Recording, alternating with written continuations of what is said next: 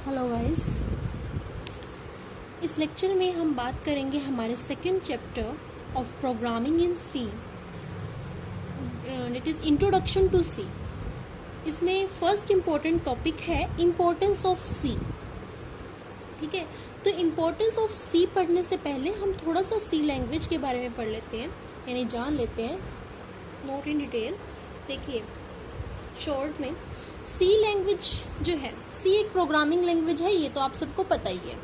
ये यूज़ की जाती है for creating a variety of applications, यानी वैरायटी ऑफ एप्लीकेशंस को क्रिएट करने के लिए हम सी लैंग्वेज का यूज़ करते हैं। ठीक है, इसका जनरल पर्पस यही है। फिर जब ये स्टार्टिंग में डेवलप हुई थी, तब ये डेवलप किस लिए की गई थी? ऑपरेटिंग सिस्टम को लिखने के लिए। लेकिन कुछ टाइम के बाद कुछ प्रोग्रामर्स ने जब कुछ जनरल प्रोग्राम लिखने शुरू किए, तो ये कंक्लूजन निकला कि सी लैंग्वेज को जनरल प्रोग्राम लिखने के लिए यूज़ किया जाता है विदाउट एनी प्रॉब्लम, यानी बिना किसी प्रॉब्लम के हम जनरल प्रोग्राम को इजीली लिख सकते हैं। और फिर सी लैंग्वेज का यूज़ ज़्यादा होने लगा और तब से सी लैंग्वेज जो है वो कॉन्टिन्यूसली पॉपुलैरिटी गेन करती रही among software programmers because of its flexibility and versatility। और अब हम बात करेंगे कि इम्पोर्टेंस ऑफ सी, कि सी की कैसी क्या इम्पोर्टेंस है जिससे हमें सी लैंग्वेज को पढ़ना जरूरी है। देखिए, तो इसके फर्स्ट कैरेक्टरिस्टिक है जो आपकी बुक में भी लिखी हुई है। फर्स्ट है the programs written in C language are very concise as it has a large number of operations included within the language। कहा गया है कि वो प्रोग्राम जो सी लैंग्वेज में लिखे गए हैं are very concise as it has a large number of operations included within the language। वो बहुत ही अच्छे तरीके से यानी डिटेल में लिखे होते हैं। क्यों? क्योंकि इसके पास, किसके पास? सी लैंग्वेज के पास लार्ज नंबर ऑफ ऑपरेशंस हैं जो कि इस लैंग्वेज में इंक्लूड हैं, यानी इस लैंग्वेज में large number of operation include होने के कारण जो प्रोग्राम लिखे जाते हैं वो बहुत ही कॉन्साइज यानी डिटेल में लिखे जाते हैं, अच्छे तरीके से लिखे जाते हैं। It provides rich and large set of built in function. Built in function क्या होते हैं?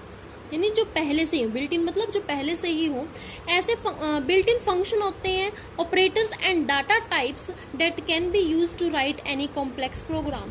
यानी सी लैंग्वेज हमें कुछ ऐसे functions, operators and data type provide करते हैं जिससे हम किसी कॉम्प्लेक्स प्रोग्राम को भी इजीली लिख सकते हैं। कॉम्प्लेक्स यानी जो थोड़ा सा डिफिकल्ट हो।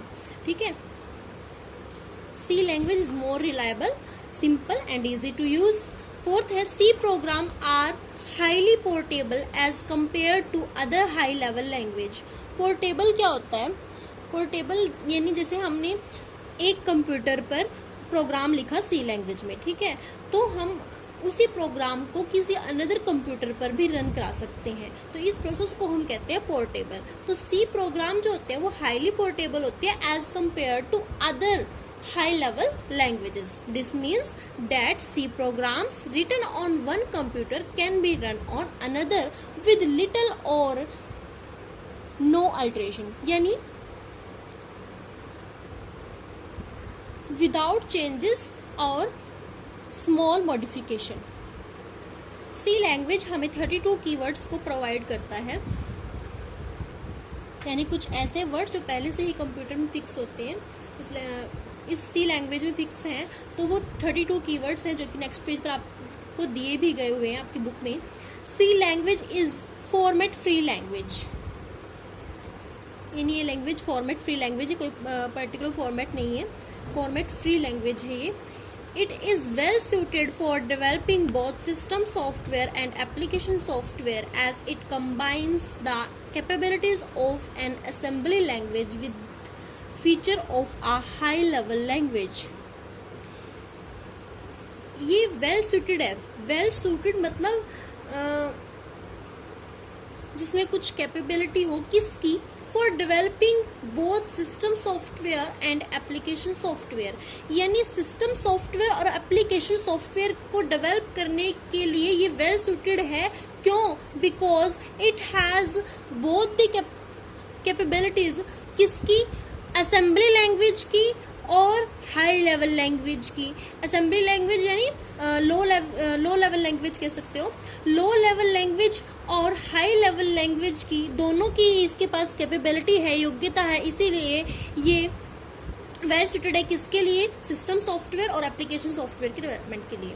ठीक है, नेक्स्ट है C compilers are commonly available for computer of all sizes. Compilers यानी एक ऐसा प्रोग्राम जो ट्रांसलेट करता है एक सोर्स प्रोग्राम जो लिखा होता है हाई लेवल लैंग्वेज में, उसे ट्रांसलेट करता है मशीन कोड में। ठीक है,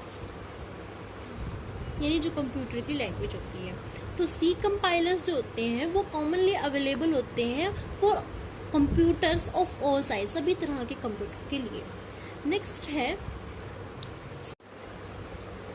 C is a structured programming language. एक स्ट्रक्चर्ड प्रोग्रामिंग लैंग्वेज है C। एक प्रोग्राम किसी भी एक प्रॉब्लम को ब्रेक कर सकता है फंक्शन, मॉड्यूलस और ब्लॉक्स में। A proper collection of these modules makes a complete program. Structured programming makes program debugging यानी बिना किसी गलती के, टेस्टिंग एंड मेंटेनेंस इजियर। और जो लास्ट हमारे पास पॉइंट है वो है C allows users to write additional library function. Library function वो होते हैं जो कि पहले से ही फिक्स होते हैं, यानी इनबिल्ट फंक्शन होते हैं। जैसे हमें printf को लिखना है, ठीक है, हम यूज करना चाहते हैं printf को, तो हमें क्या, उससे पहले हमें हेडर फाइल को लिखना होगा, यानी कि stdio/h।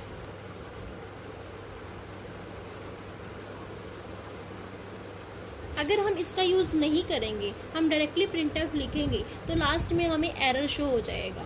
तो इसे ही हम कहते हैं लाइब्रेरी फंक्शन। इस तरह के हमारे पास कुछ लाइब्रेरी फंक्शंस होते हैं जो पहले से ही ऐड होते हैं लैंग्वेज में, सी लैंग्वेज में। सी अलाउ करता है यूजर्स को लिखने के लिए एडिशनल लाइब्रेरी फंक्शन, कुछ additional library function of their own, यानी अपने ही कुछ एडिशनल लाइब्रेरी फंक्शन को लिखने के लिए सी अलाउ करता है। दस द फीचर, तो इस तरह से जो ये फीचर्स हैं और कैपेबिलिटी है सी लैंग्वेज की, can be extended easily by the users. उसको एक्सटेंड किया जा सकता है, उसको बढ़ाया जा सकता है, किसके द्वारा? यूजर्स